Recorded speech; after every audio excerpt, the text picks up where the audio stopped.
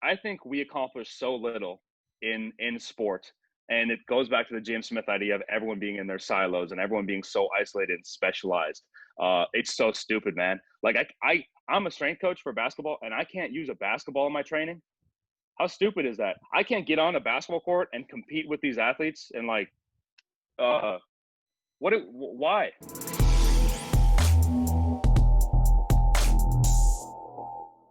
Welcome to the Upside Strength Podcast, your number one resource for all things fitness and performance in Switzerland. Today, I'll be chatting with Jake Tuura, who is an assistant strength and conditioning coach at YSU. Jake, thanks so much for coming on, man. Yeah, no problem, man. So for those who don't know you yet, can you tell us a little bit about your story and your background? Yeah, currently I'm at Youngstown State University. It's a Division I in the States. I work with women's basketball, women's tennis, women's soccer, men's and women's golf, men's and women's swim, dive. So a lot of teams, not football. Like that's what everyone always thinks. Do you work with football if you work at a Division I college? No, I don't work with football. I have in the past, but so those are teams I work with, mainly women's teams. But my personal interest is in hypertrophy, strength gain, and athletic performance. Athletic performance meaning just dunking basketballs. That's what I care about. But if you get good at dunking basketballs, it can really carry over to a number of other athletic, like sprinting, change of direction, stuff like that. So, but yeah, so I got to this point. I've been doing this maybe a decade. I grew up in Northwest Wisconsin, like kind of the middle of nowhere. And I really had nothing like, and I got into sports because there's really nothing to do there. And it's like, if you don't do anything in the wintertime, it's really depressing because the days are so short. You go to school and it's dark and you get home and it's dark. So if you don't have basketball, it's kind of depressing. So I played basketball, terrible athlete. And then I started training. I did like jump attack was Tim Grover was with Michael Jordan and was on cover. Right.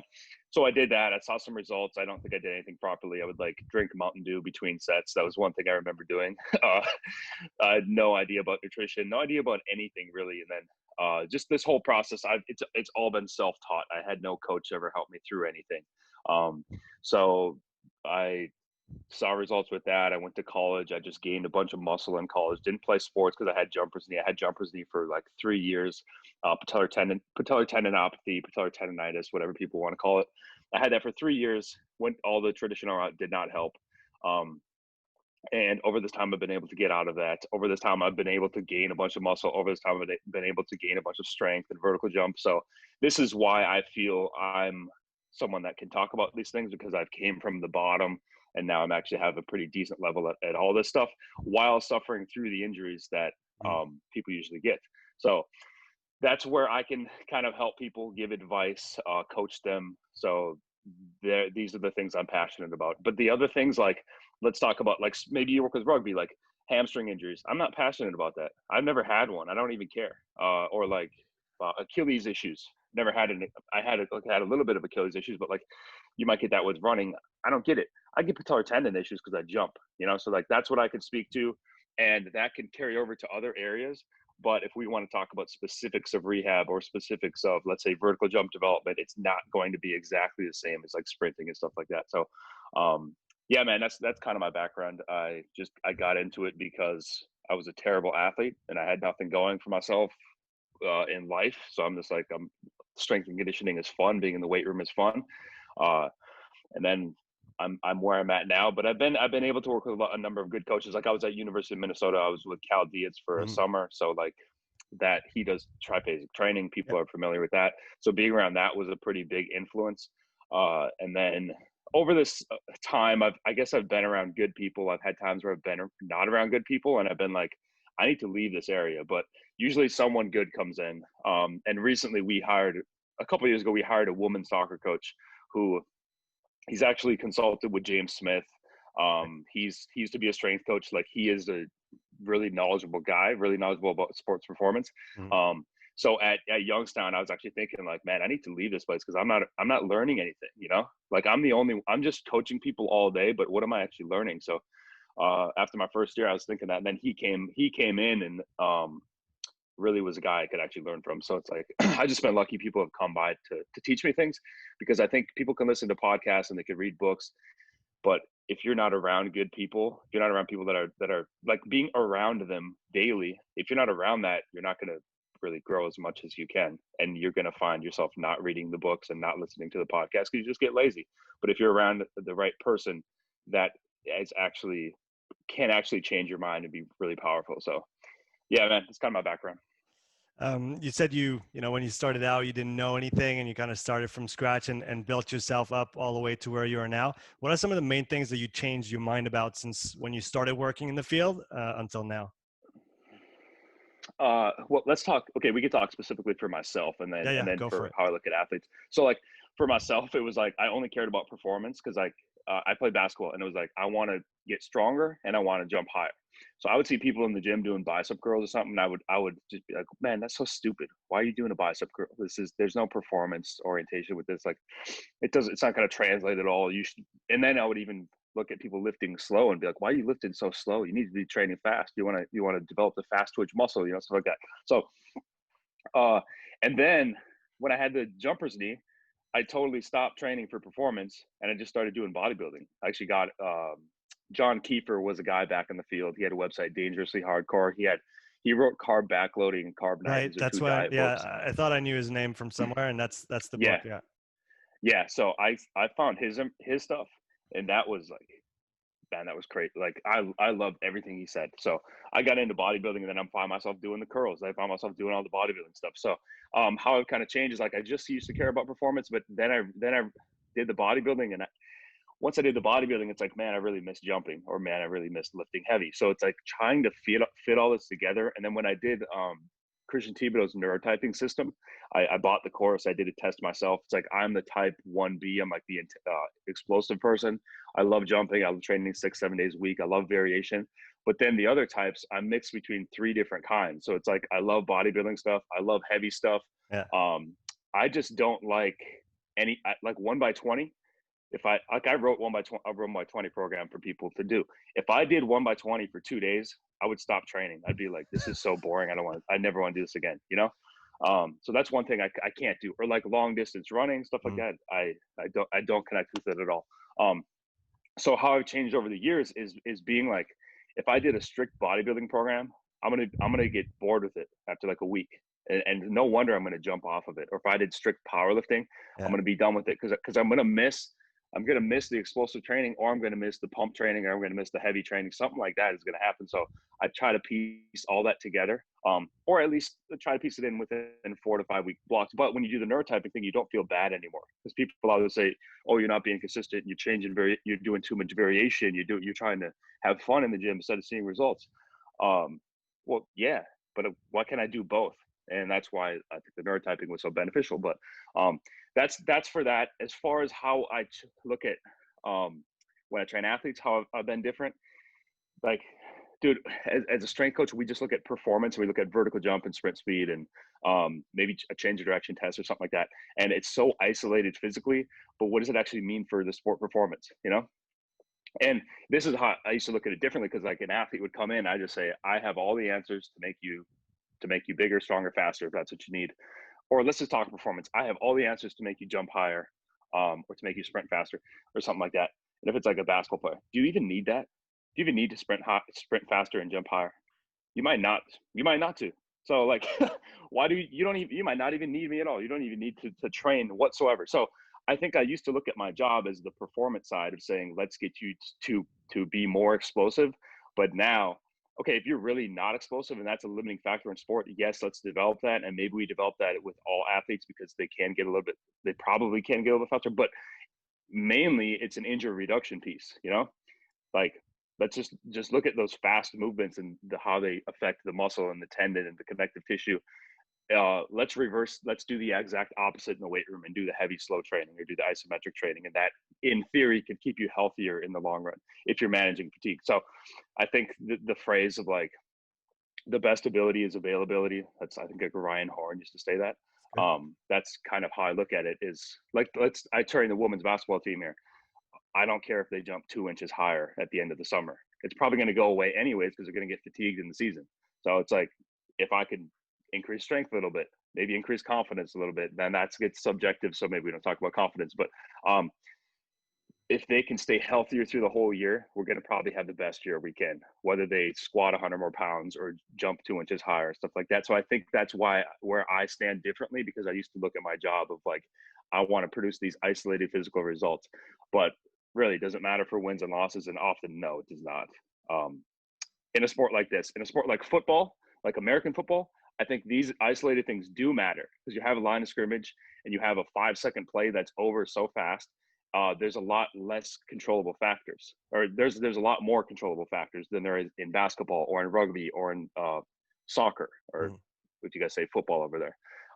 Because the area is so big, there's the dead balls, it's a lot less, like there's so many things that are going on. But American football, there's so much more that's controllable. So getting a guy a little bit faster in a sprint, or a little bit better at an isolated route or something like that, or a lineman getting a little bit stronger, definitely matters. But if we're talking basketball, or we're talking these sports with bigger fields there's way more going on, it gets a lot harder to say that you need to improve your isolated physical measure quality, whether that's a jump and not standing there and doing a jump, So that's kind of how it changed over time, is being like, I don't have all the answers.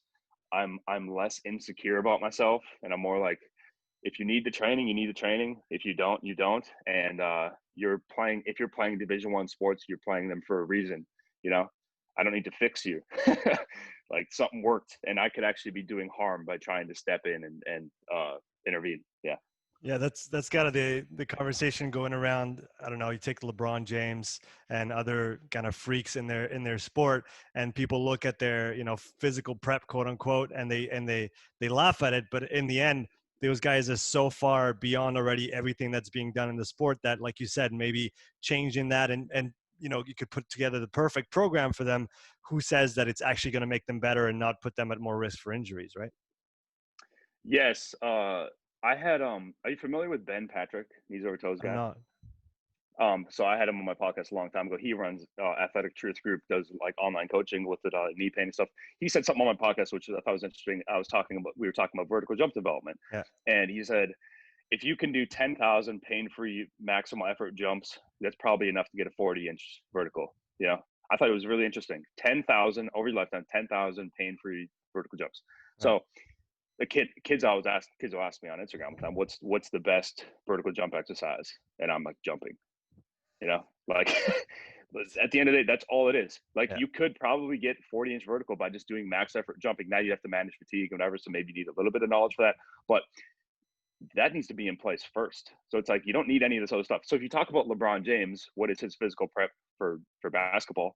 Playing basketball, and we should step in when we see that there might be a limiting factor, or there might be something coming in for injury. But this is the problem. This is the problem I have. This is the problem at college. I just told all the sports I work with, like, there's some athletes that probably don't even need to come to the weight room, Yeah. But instead, it's like, we got 4 hours on the court and we got 4 hours in the weight room. So athletes are going to be split into those two. But what if we could do this? Let's have them go and play a game. And we all watch, all the coaches, we all watch them play basketball, and we maybe watch a number of games, and we say, okay, here's their limiting factor. Here's what I think the limiting factor is. We all agree upon it. And then we find out that limiting factor can be helped by weight room training. And then we piece in a little bit of weight room training. Instead of saying, here's 4 hours of weight room training. Why do we even need 4 hours of weight room training? We might only need 10 minutes of weight room training in a week, but then I might not have a job anymore, Yeah, that's the thing. Problem. People need to keep their jobs. Yes, but I think that's where the James Smith model, which I don't think will ever happen, would be useful, where you have a sport coach who's knowledgeable on everything. So then you can add in enough volume, like the amount of volume that is going to be proper, I guess, for that one athlete.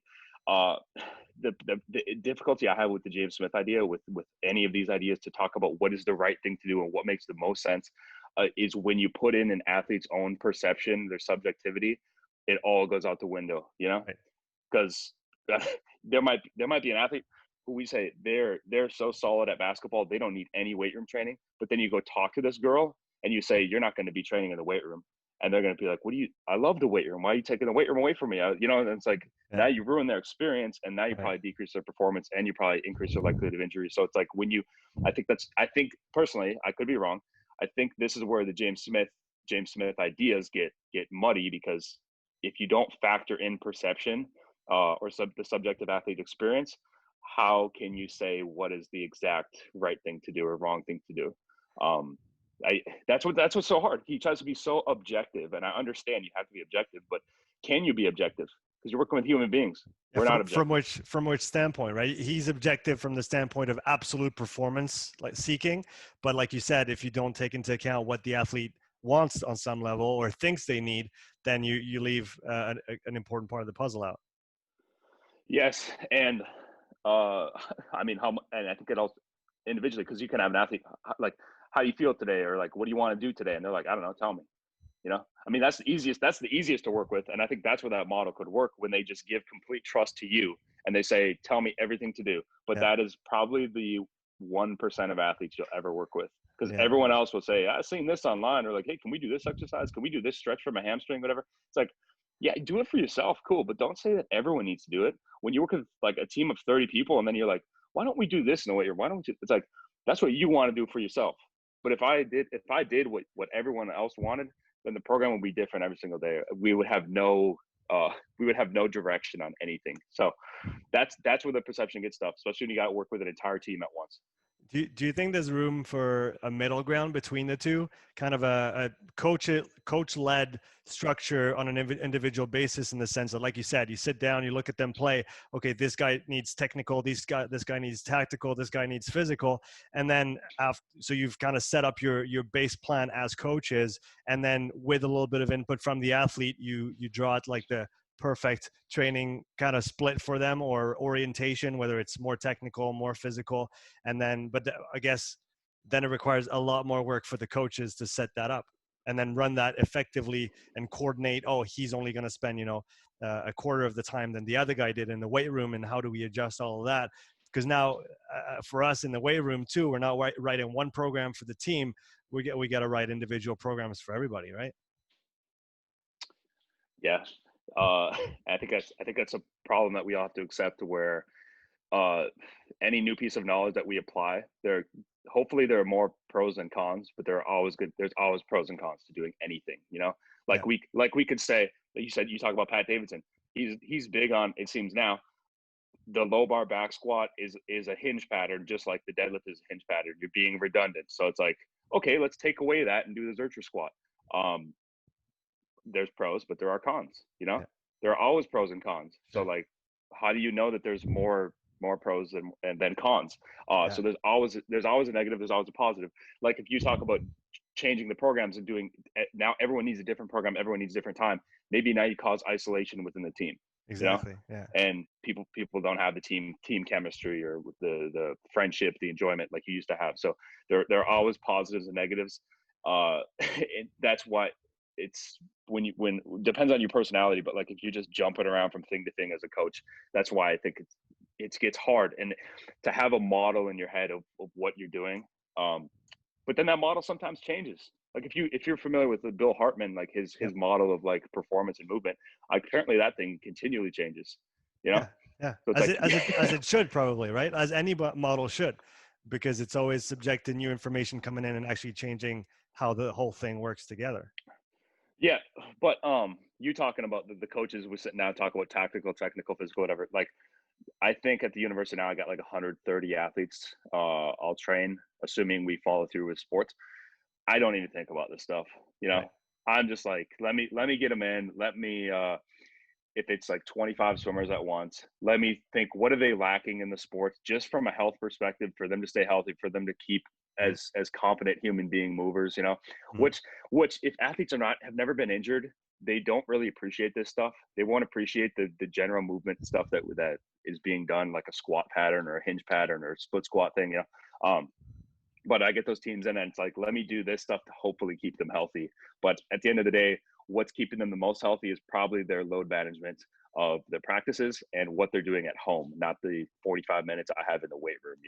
It's pretty meaningless to what their lifestyle is, their stress load is in life, and what the coach wants to do in practice, the stress load there. So yeah, it's cool stuff, but currently right now, I don't think about that very often, of like, what's the perfect way to train this one team, because it's like, there's too many teams. So I'm going to do what I can to stay sane. Exactly. You can't do everything. At the end of the day, we can theorize all day, but to try and put Yeah, together the perfect plan, the perfect program, the perfect organization is, like you said, comes at huge costs depending on how you want to put it in. And it's just not practical from, from a feasibility standpoint. yes, yeah, exactly. Switching gears a little bit on something you talked about a couple times already, talking about jumpers knee, talking about tendons, talking about knees. Can you kind of give us the lowdown on all those things, what you learned about it, what is usually done in the field that you think is probably done wrong, or things that are missing in the different protocols that you see left and right? Can you just kind of freestyle on that for a bit? Yeah. So, again, I had it for 3 years. I got it because I loved vertical jumping. I did a vertical jump program that was heavy, a lot of plyometrics. Uh, and I think I left this, it was in the summer. I think it was after my freshman or sophomore year of college. I think I left the program. I think I dunked the basketball after that program, actually, which was like the first time I ever done it, which was awesome. So I got a dunk after the program, but then I had jumper's knee for 3 years, never went away. It was in my right knee too. So I had that. I went to the doctor. They initially they told me that you have jumper's knee. They diagnosed it. I don't really remember if they did it on palpation by pressing the knee. You can't do that because a lot of athletes, just from being athletic, are going to have tenderness in their tendon by pressing it. Okay. So you can't diagnose it like that. They didn't do imaging at that point. Maybe they did an X-ray. I don't remember, but why would you do an X-ray? It was like you can't see anything. I didn't get an MRI till later on. But anyways, they said I had jumper's knee, so I need to rest for 3 months. They told me. They said the collagen takes 3 months to turn over to get new collagen in the area. So you just Yeah. don't do any basketball for 3 months. Like you can do lifting or whatever. So I okay. And I lasted about 2 months and then still felt the same. And I'm like, I need to play basketball again. So I go play, it'd be painful. And like I think I tried that over and over. Then I got an MRI and they saw like a partial tear in my tendon. And then they put me through PT. So it was a lot of it seemed like a lot of body weight stuff, slow eccentrics, control stuff, nothing really loading the area heavy. Yeah. And then for me personally, in my training, I was doing just a lot of deadlifts. I wasn't stressing my patellar tendon at all. I wasn't doing anything single leg. And then that didn't work. I seen a surgeon. They went in, did surgery on my patellar tendon to like put it back together. And then my own rehab, I was afraid to stress it, to load it. So I think I extended that a really long time because I wasn't doing anything. And then I went PT again, didn't work. And then it wasn't until I started doing Bulgarian squat training, like squat heavy, everything to a max every single day. I did that for about 2 months, I think. And my knee pain was completely gone. I could actually dunk a basketball. So it's like I went for about 3 years. I think it was 3 years where it was just hurt all the time. And then it wasn't until I did daily squatting, daily loading, which was the opposite of what I thought, because I thought rest, ice, compress, let it heal, let the collagen turn it over. But that is the opposite of what you should be doing. So now my education, I have a jumper's knee protocol. I think the second chapter of the book is all on resting the patellar tendon, how resting is probably the worst thing that you could be doing. Yeah. But I had to learn this lesson for 3 years. I rested for 3 years and it didn't do anything positive. Yeah. So you need to load it because the tendon is only going to adapt, is only going to respond to load. Maybe if you get some of these muscular injuries, they can respond well to rest. And maybe sometimes with tendon, because what's interesting with the patellar tendon specifically, like say you have a kid who never plays basketball, they go into a camp environment and they play 7 days of basketball or something like 3 hours a day, they can get patellar tendinopathy just like an overload. So that's where resting can be good because they just did way too much activity. So taking a little bit of a break can be good in that case, but that's really only one case. Otherwise, you need to be loading the area. The problem is loading is painful. Like when you jumping is loading it, or sprinting is loading it. Change of direction is loading it. That's painful. You need to find a way to load the tendon, but that type of pain is probably not good because it's going to be painful the next day. And it's going to cause the tendon to degrade more, and it can turn into a really unhealthy tendon. So that's where the heavy, slow training comes in. But the issue is you got to be extremely heavy. So if we talk about the patellar tendon, I had all these researchers on my podcast. I think 3 researchers and then 1 PT. I'm going to get another researcher on. Everyone says the leg extension is the exercise you need to use for the patellar tendon. Everyone talks about the leg extension. That's the only way to really isolate the patellar tendon. I used to think you can get it from split squats. Hold heavy enough dumbbells, do split squats. that's not hitting it as hard as you can hit it on the leg extension. The split squat's helping everything else. It's going to lengthen out your quads. It's going to strengthen your hamstrings, your calves, everything else. Put you in an exaggerated gait pattern. There's a lot of boxes that it's checking, but it's not going to check the box of the patellar tendon. It just won't, because it's not heavy enough. So you need to get on a leg extension, and if you get to the bottom range and you do that, like an isometric hold, you can really feel the patellar tendon in a way you've never felt before. The leg extension is probably the best exercise to isolate that and load it. And something happens. I know we're jumping like all over the place with the tendon, but hopefully there's some beneficial stuff here. The Keith Barr talks about the viscoelastic properties. Like when you do something fast, the patellar tendon, all the molecules work together as a sheet, and they're very strong. And then it's like you got a spring and you can jump really high. But if you work really slowly, like you do a wall sit, they're not working together. They're actually like working individually. So like they actually relax and get very weak. So when you do a wall sit, your tendon is getting extremely weak over time. And what happens when it gets weak, the strong collagens get super weak. The weak ones, which they're injured, they never sense anything, they're not strong. Those can actually feel the stimulus as the strong ones weaken. So that's why you do the isometric holds. So that the weak ones can feel the stimulus. Yeah, sorry to cut you off. Is it almost like an inverse? What came to mind was an inverse Henneman principle, where like you load it super heavy and then you you fatigue the big ones so you can access the small ones. Just almost like the opposite. I don't know, because that's like Henneman's is like for muscle fibers, right? I know it's just a parallel that I thought of. It's definitely not an exact one, but how it's just depending on the protocols, you want to tire out the whichever fiber to then access the other one. If you're doing that would make sense. Yeah, continuous high intensity kind of training and different things that Joel Jamieson used to talk about, so you could target certain fibers by fatiguing them in a certain way, but not others, kind of thing. So that's just what came to mind. It would make sense, but I'm still like, who knows? Still, like, there's so many questions, and there's so many questions in the tendon world that the researchers are even like, I don't know. It's like, please give me an answer, but they admit they don't know a lot of things. But if you talk about the viscoelastic thing, like you can actually feel this. This is what I felt for myself. Maybe, and I'm pretty sure this is what I'm feeling, that if you get on the leg extension, you go to the bottom range, like the deepest range you possibly can, and you just push as hard as you possibly can for 30 seconds, and you get done with the set, your knee feels so weak, like your patellar tendon feels so weak, like you can hardly walk.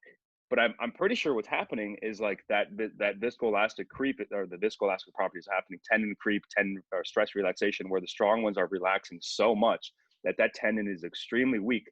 But you need to weaken the strong ones to get access to you need to weaken the strong ones to get access to the weak and injured ones. This is the Keith Barr idea. The other researchers will disagree, but you need to actually get to that point.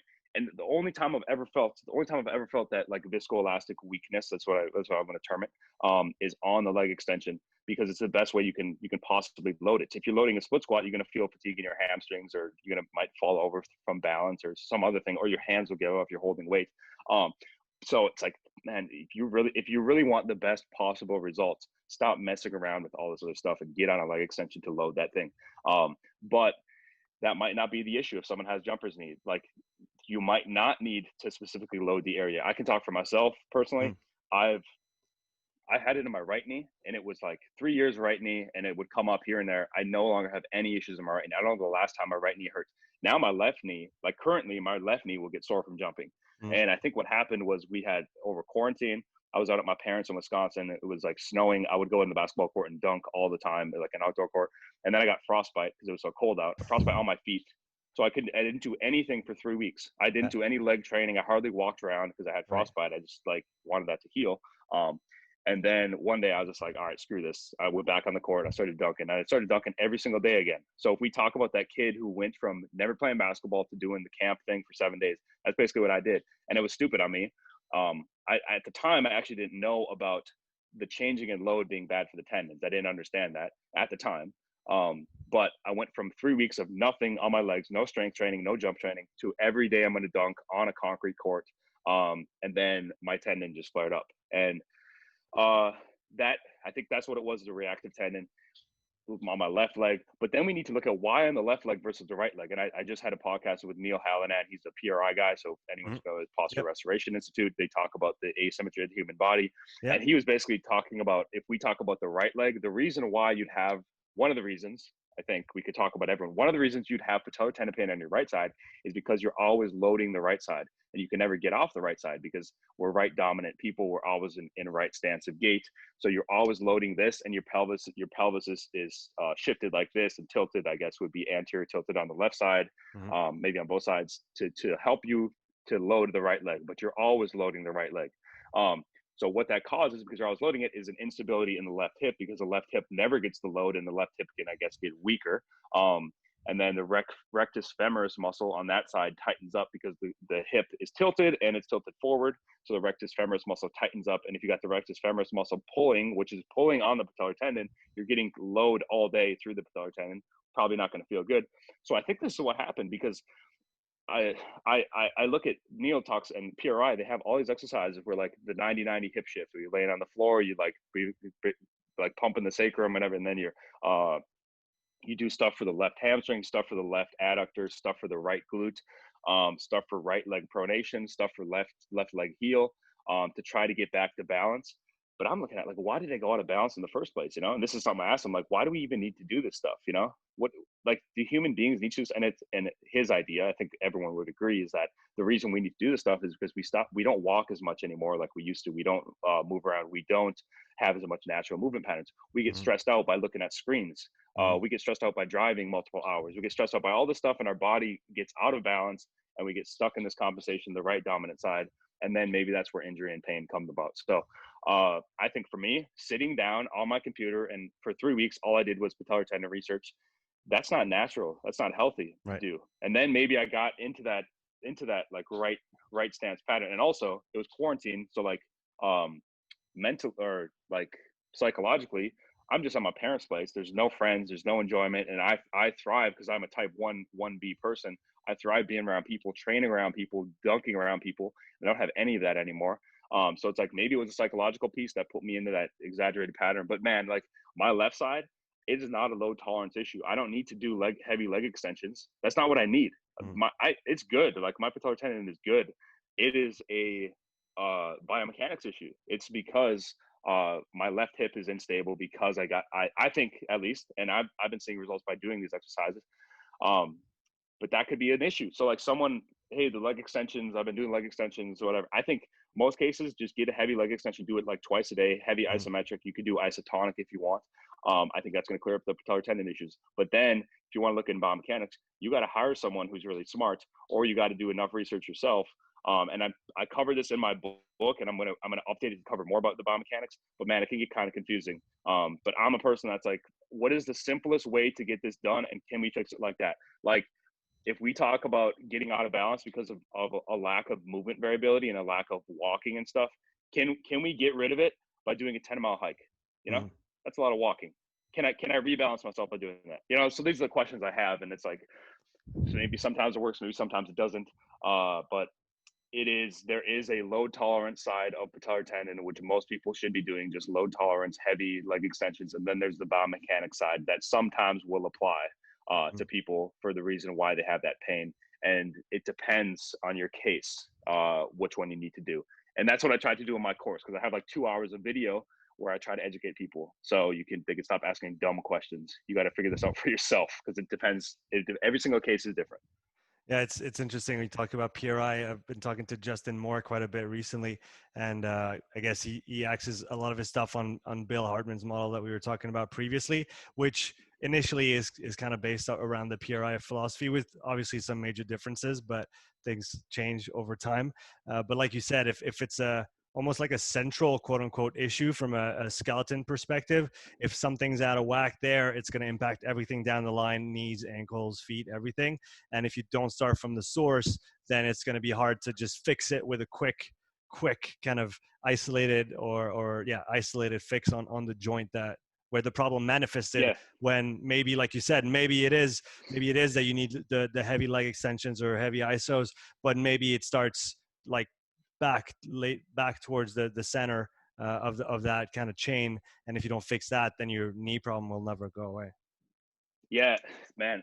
Um, Yeah, and I think doing both is probably best when you have a knee issue. Like and if you talk about having like a quick fix, they'll use it for isometrics. They'll use it for pain decrease before training or before something. But it's like, if you have a true patellar tendon issue, depending how bad it is, if it is extremely bad, you might benefit from doing the isometrics beforehand. But dude, if you just warm up, you feel way better. If you Mm. just do a 10-minute warm up of the activity, like if it's dunking and that's what causes pain, if you do 10 or 20 minutes of warm up, your pain can be actually completely gone. There's no pain anymore because you have a warm up effect on your tendon. You don't even need to do isometrics before activity. But if you do the warm up and you still have pain, maybe you don't even have. Maybe this is not even a diagnosis in the first place because there could be about 10 other things going on in the front of your knee that could be causing pain. So you have to look at the diagnosis, and that's what most people get wrong. They jump right to patellar tendinopathy. But I look at it now, and I'm like, you need to deserve to have patellar tendinopathy. A lot of people don't deserve to have it because you're not good enough of an athlete. You don't jump high enough to put enough force to the patellar tendon. Like, you probably have patellofemoral pain because your hips are messed up and your feet are messed up. You have bad biomechanics at your foot and hip, whether that's strength or whether that's strength endurance or whether that's you're a female and your hips are just wider and your knees knock together. You're probably gonna run into the patellofemoral pain before you could possibly get patellar tendon pain. So I think most people have patellar tendon pain, and those are the people that would tell you like, yeah, my knee hurts when I squat super deep, and it's like, okay, you probably don't have patellar tendon pain. You have patellofemoral pain. I'm sorry, that just means you're not. That probably just means you're not as good as an athlete. Is it you a know? little bit? Is it a little bit like people throwing around overtraining and adrenal fatigue all day long when really they probably never got there in the first place? Yeah, probably. Like you don't even have the capacity to train that hard because your output is so low and you have no aerobic base to even last in a training session. Yeah, exactly. Yeah, yeah. Shifting gears just a little bit towards another topic that you like to talk about a lot: muscle building, hypertrophy for athletes. I heard you talk about the cost of building muscle for athletes, and I thought it was a really interesting point. Could you elaborate on that for a bit? Yeah. I guess it depends on the sport, but it's like often. I was actually having this conversation yesterday. It's like, okay, just look at what goes into a traditional. Let's say we're doing a bicep workout. We want our biceps to get bigger. I think what you should be doing, like just a bicep workout. Let's do a few sets. Maybe that's 3 to 5 sets of like, and probably like 6 to 15 reps. You can go lower reps, but you probably won't feel it in your biceps anymore because you just have to hit that like 6. And you can go higher reps, but then you can go higher reps and train to failure. But I just think that middle ground is pretty good because you get the strength benefit, like maximal strength benefit as well too, or Mhm. closer to maximal strength benefit. But anyways, you need to do that rep range, which that set is going to last like 20 seconds to like huge burn, like fast glycolysis, burning through a bunch of carbohydrates, and then you should rest about 3 minutes and then do a set again. Rest about 3 minutes, do a set again. How inefficient is that? Like you're hitting fast glycolysis and then you rest. Hit fast glycolysis to rest. It's like any sport, you don't want that. You know, it's more like ATP and then rest, ATP rest. It's like fast effort and then recovery, fast effort recovery. Very efficient, actually, an efficient system. Mhm. We avoid we avoid the 20-second sprint and then long 3-minute rest or something like that. We might get in a game and we do a 5-second sprint, we rest 40 seconds, 5 seconds, rest 40 seconds. So if you want to like maximally build the muscle, that is going to be the difference. Is like the training energy system wise is completely different. But what I tried to do in my hypertrophy clusters was actually make it more similar, where we get a lot of we get that ATP phosphocreatine depletion, and then we get a little bit of fast glycolysis, and then our rest period is a little bit shorter. So I tried to do that, and then we just ramp up the volume with number of sets, and that should lead to hypertrophy while maintaining some of that energy system stuff. So the fear is if you only do the bicep workout I was talking about, you only do the about 20 to 30-second long set where you just burn it, you just burning like crazy, it just freaking hurts, and then you rest 3 minutes. If that's all you do when you're training, it's all hypertrophy training. When you get into your sports season, you probably lose all your hypertrophy. You know what I mean? Like you don't need it. Your body doesn't need it anymore. It's just going to go away. It's not even Different useful. stimulus, right? Well, you just adapt to what you need. Yeah. And that way of training, if that's how you train and you go play basketball, that's completely different. That has nothing to do with basketball. So your body's just going to lose all your muscle mass. That's a thing I would have with the men's swimmers, where like the men's swim coach would be like, I'm kind of afraid that they're going to gain too much muscle, or anyone would say that. And I'm like, well, they're going to lose all of it anyways once they start swimming. They'll lose absolutely everything once they start swimming. The body is smarter to realize, like, if you got, and it's impossible to happen, if your bicep got too big to keep like your efficient strokes or something like that, it's not happening. You got to take steroids and you got to train your biceps really hard in the first place. But if they were too big, they're just going to get smaller, because the body's going to realize I'm using my muscle in a different manner, in a faster manner, that I need to change everything up, change the architecture to help me with that. So hypertrophy for athletes can be they're like very different stimulus or very different goals. And often, if you're a guy, you just want to look bigger just to look bigger. That's why I train my arms. I just want my arms to look bigger. I want my shoulders and bicep, tricep to look big. That's all I care about. There's nothing performance-wise about that. But there's always a cost. So it's like, to train them like that, you can train your upper body like that. That's fine, but it might just go away as you ramp up the sport practice. So my program, Hypertrophy Clusters, tried to stimulate that more. So it is you still gain hypertrophy, but we're kind of avoiding that longer work set with super long rest period. Right. I think you can do that in the assistance work, but if you do that for like squat, bench, deadlift, split squat exercise, I don't think that's going to stick with you in the long run when you're playing sport. Because athletes don't just want to build muscle, look good in the off season, and then lose it all in season, which often that's what happens, because a coach decides I'm going to kill you in practice, or I'm just going to load up the practice. And it's like, then you lose absolutely every ounce of muscle you ever gained. So I try to make it a little bit more similar. But if you are like an athlete out of season and you do, I think hypertrophy cluster program, 8 sets of 5 or 12 sets of 3, I think that's a good conditioning base. Like, it does build a lot of work capacity. But if you're not doing this specific sport, like if it's rugby, if you're not doing like a decent volume of running all year round, once you add up the running volume, you're probably going to lose all the hypertrophy anyways, So like, keep a little bit of everything in, but the body's going to adapt to what it needs. And if you're not, like if you're building mass and you're not keeping that dose of the sport practice in, or the sport movement in, once you add a high volume of that sport movement, you're probably losing all the mass that you gained in the first place. So it's kind of wasted. It's like, you don't go too far away from your sport. Kind of stay close enough so that when you come back to it, you haven't, you're not going to have to change completely in terms of how your body has adapted. And you were talking about, doing the kind of the heavy hypertrophy work, or like almost to failure, let's say, on pretty long sets on the squat, bench and stuff. In that context, it's also a lot more costly from a central perspective. That to do those movements to almost to failure repetitively, than to do maybe the clusters that you're talking about, because you're staying pretty fresh throughout the session. You could almost compare it to a speed session when it comes to running. It's short, it's pretty intense, but you also don't go to failure on every rep, and you keep the quality really high. It's still a really good session, but just different. Yeah. Exactly. And I think it depends on the sport. If I talk to a basketball player and say, keep a little bit of basketball in all summer, I don't need to say that. They're playing like 4, 5, 6 hours of basketball usually, and they're playing a lot of pickup basketball. But if we talk like football, or we talk rugby or something, no one's going to play in a pickup game of these sports. I mean, are they doing that rugby? I'm not sure. Do the guys They'll play touch here and there, but maybe once a week, if that. Like football, the guys aren't putting the pads on and going, let's play a pickup game. It just doesn't happen. So it's like they can be kind of pushed too far away from sport to where they're not doing it. They're just in the weight room, which is definitely not good. But basketball, they usually get too much of that stuff. So it depends on the case, because basketball, they're probably in the off season. They might be playing too much basketball if they need to gain a bunch of muscle in the weight room.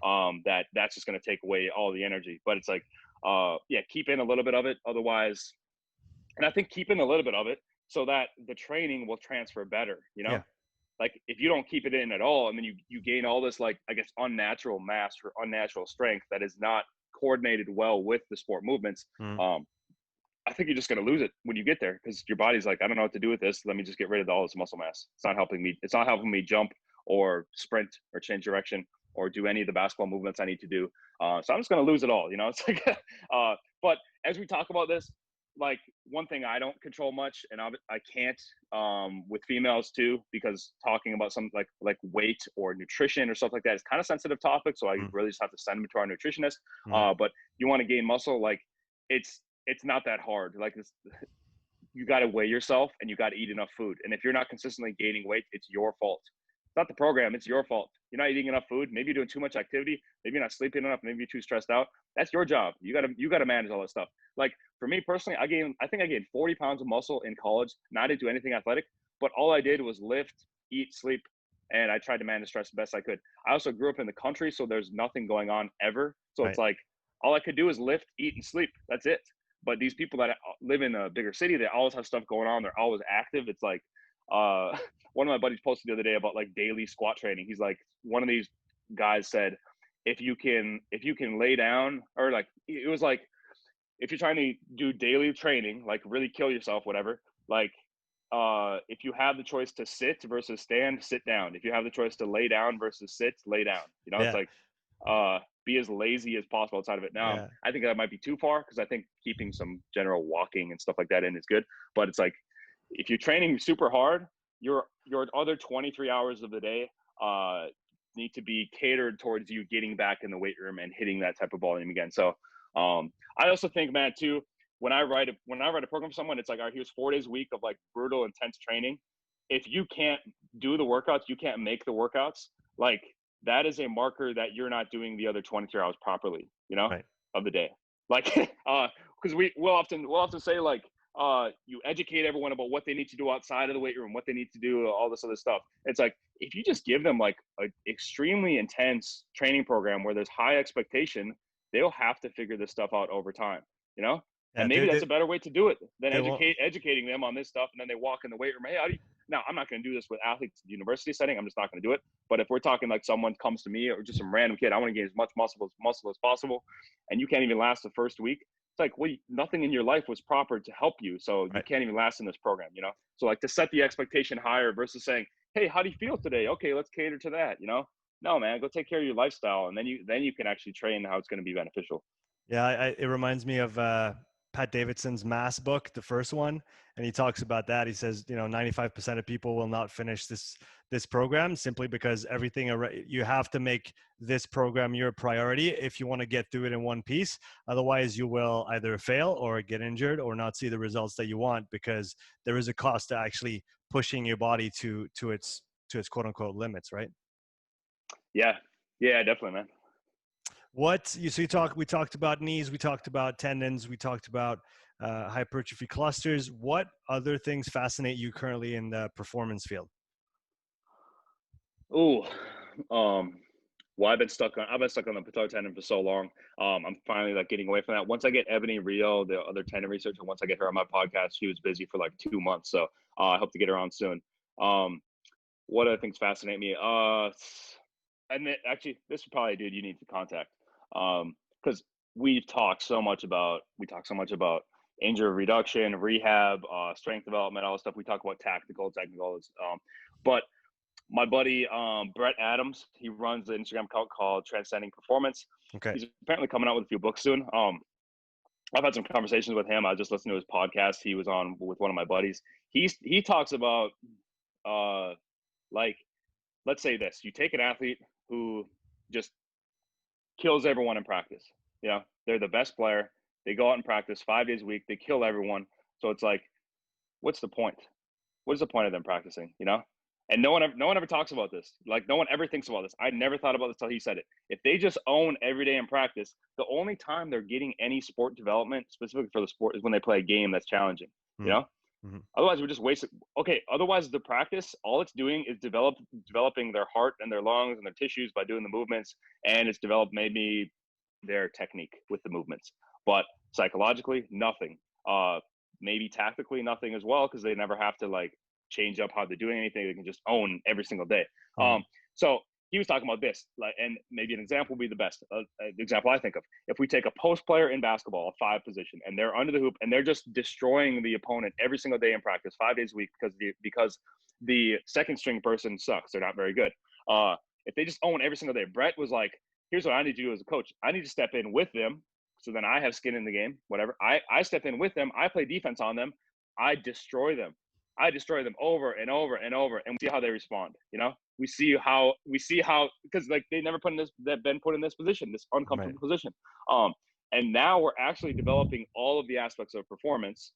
We're developing every aspect, and we're putting them in a very uncomfortable position that they might get into in a game. So now they can actually prepare for the situation. But how many athletes, it's either like they're too good for practice for the opponent. So it's a complete waste of time in terms of actually developing them as much as possible. Or you have someone who sucks so bad, or it's such a challenge every single day and they can never win. So they might just get negative and might want to quit over time. So this is an aspect he talked about with the strength and conditioning or athletic performance side, which I've never heard anyone talk about. And then you have another side. Joel Smith had another guy in his podcast, Paul Cater, talk about how much failure there is in sports and in practice. There's failure.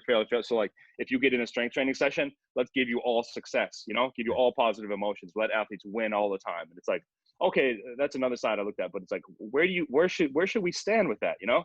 Do you want to take them and put them uncomfortable? And I think Brett's figured that out, because Brett will figure out on a certain day, like how to read the athlete. Can they handle this today? Can they not? Do they just need to go through the motions today? Okay, we'll just go through the motions. But that's something Brett was talking about. And I was like, dude, like no one's ever talked about this. No one has ever talked about the athlete that just takes over in practice every day and we're not developing them. So how do we get them out of that? And that's what sucks for me as an NCAA strength coach. I can't even use a sporting implement in practice. I definitely can't get in a practice setting and go compete against an athlete, because if they get injured, they bring it back to me. I'm probably fired.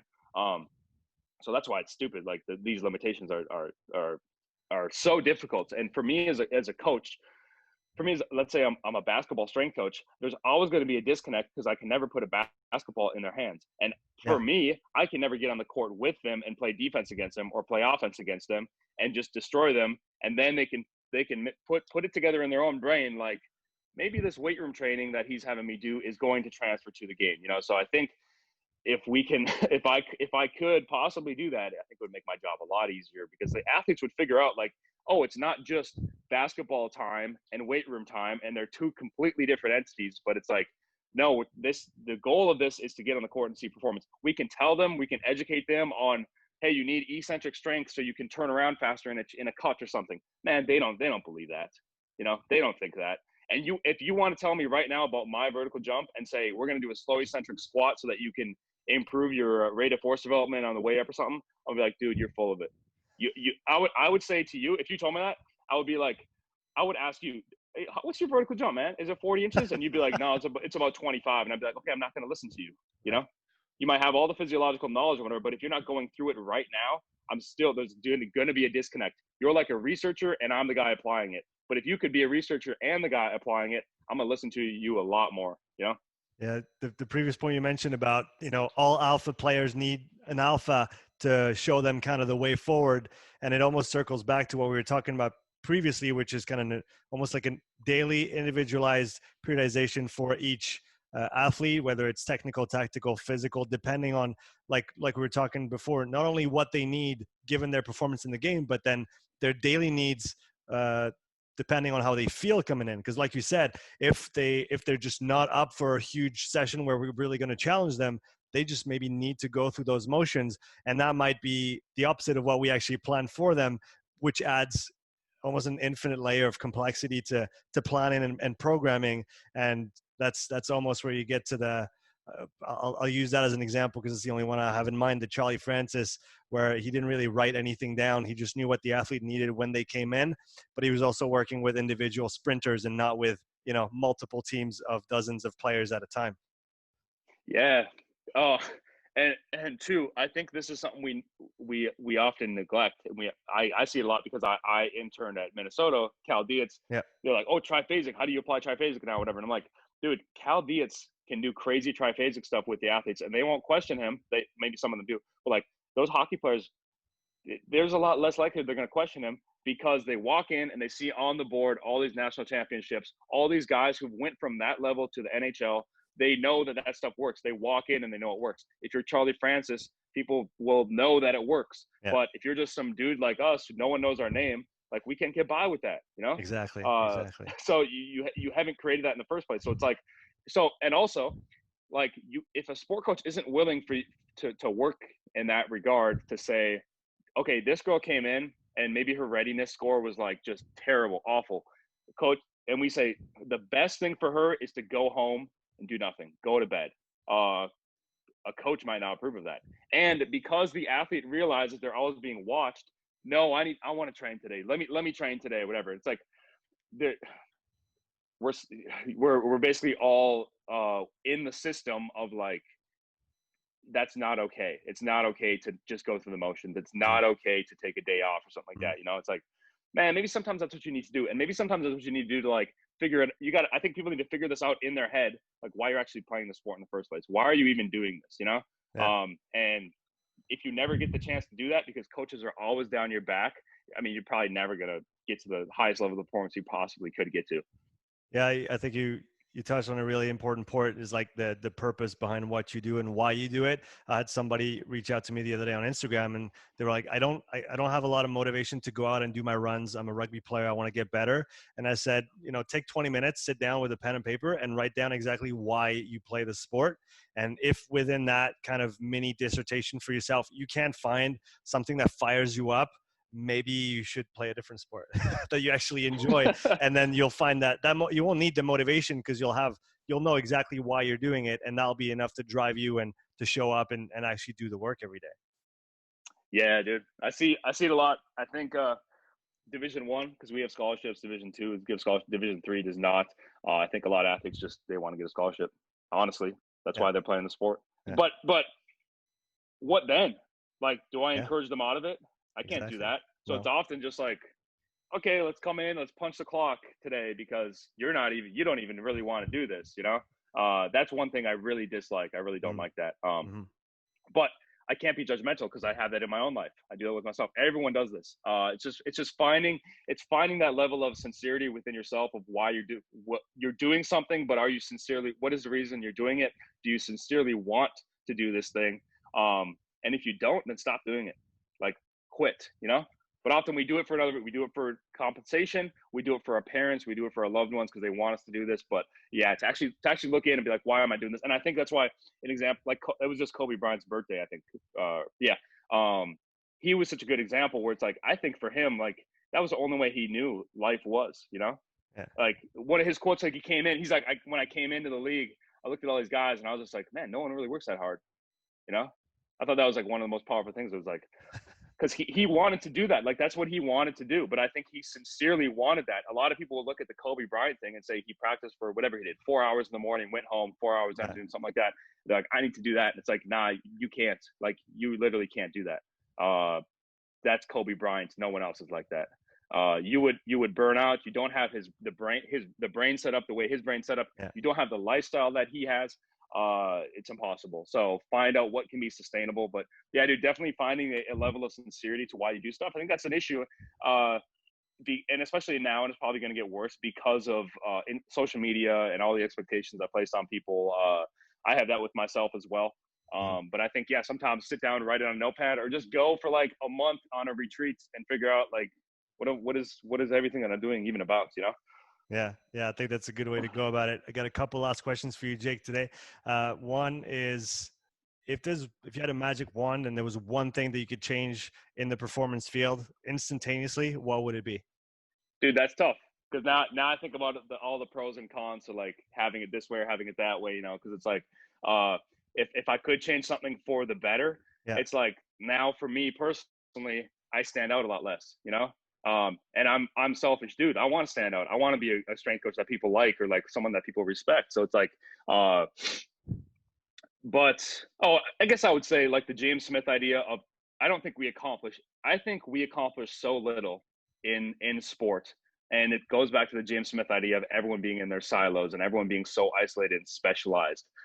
It's so stupid, man. Like I'm a strength coach for basketball, and I can't use a basketball in my training. How stupid is that? I can't get on a basketball court and compete with these athletes and like, why? Why? Yeah. So I think personally, I want to continue to improve, continue to learn. I want to continue to get to a new level of performance with the people I'm working with. but I can't use a basketball and I can't get on the court with them. So I think for me at the college level, it really sucks. So this is what's attractive about the private sector, you know? But again, pros and cons. In the Franz Bosch book, he talked about athletes who want to know exactly how everything's transferring to their sport. And then there are some athletes who completely separate the two and say, I'm in the weight room, I want to shut off sport completely, and I just want to lift, you know? So pro and con, you got to look at who you're working with. But yeah, that's what I would change is get rid of the silos, get rid of everyone being isolated in their own thing and thinking that they know better than everyone else. And we see a basketball player land from a jump and an athletic trainer says, valgus knee. And I say, their eccentric is weak. And then a sport coach says they missed the rebound. They're mentally soft. You know, it's like we see one thing and we all have a different idea of what just happened. That's why we get nothing done ever. Like, okay, year after year, what did I learned a lot, but what did I apply that's differently? And often I can't say much, you know? So that's what really sucks. Like I have so much knowledge in my head and so much theory that I've developed, but what am I applying? I apply it on myself and I apply it with people who reach out to me who are interested in this stuff. But how do I apply it at my job at the university setting? I don't know. Often I don't. And that's what sucks. That's what I would want to change. I like that answer, man. Where can people find out more about you if they want to learn more about what you do, Jake? Yeah, so mainly I post a lot on Instagram, Jake Tuura. My last name is Tuura. My website is jackedathlete.com to, again, what I'm personally interested in. Muscle gain. My legs are big enough right now. My legs just get big from lifting. So like it's mainly upper body. My chest is also big. My back is big. Those just grow. If I do a bicep curl, my chest will grow. It's just like a genetic thing. This is what happened. So my hypertrophy now is just like shoulders, arms. But most people aren't like that. They need other areas. So my website, is hypertrophy, the entire body, muscle gain, wherever you need. And then strength gain. I love like squatting heavy, deadlifting heavy split squats. I don't care about upper body strength really at all. I know some people do, but I fractured my collarbone when I was a kid. So like my bench press has always been like 315. It's never went really above or below that. It just stays around that. And I just don't care. And then the athletic performance is the dunking, the jumping. People can talk to me about sprinting and stuff like that. I don't really care that much. But the one thing I do care about is that if I get better at running, which I've worked with guys like Darian Barr and Mike Kozak on running, if my running can get better, it will set me up to a better jump. Which this goes back to the vertical jump field. We talk so much about the penultimate step and making it a big penultimate step. Like you're missing the main point of everything. The only reason is that you get speed and you carry speed into the jump and you take off. Sometimes that's a big penultimate. Sometimes it's not. But if you just say, everyone, let's work on the penultimate stride. It's like, how about we just watch them do a full approach jump and then we can maybe work on things, or have this general framework in our brain, which is carry speed will load your legs and then you jump. But if we just say big penultimate stride, okay, why? Well, I don't know why. It's because the best dunkers do it. Okay, that's a shitty reason. But yeah, man, that's where people can find me. And my podcast is Jacked Athlete Podcast, but you can find that on my website as well. Awesome, man. I'll link all that in the show notes for the viewers and the listeners. Thanks so much for coming on the show, man. It was a pleasure chatting with you today. For sure. Thanks, man.